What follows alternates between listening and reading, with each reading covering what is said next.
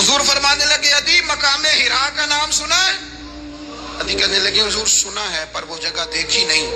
महबूब फरमाने लगे, सुन, मैं वो वक्त लेके आऊंगा, मेरा दीन इस तरह नाफिज होगा कि एक औरत मकाम हिरा से ऊंटनी पे अकेली बैठेगी और अकेली आएगी और आके बैतुल्लाह का तवाफ करेगी, सिवाय उसे अल्लाह के किसी का खौफ नहीं होगा।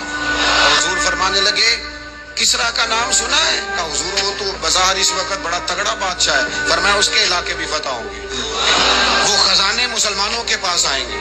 और फरमाया तू, तीसरी बात नबी पाक ने बयान की, फरमाया तू ये देख रहा है कि मुसलमानों में गुर्बत है?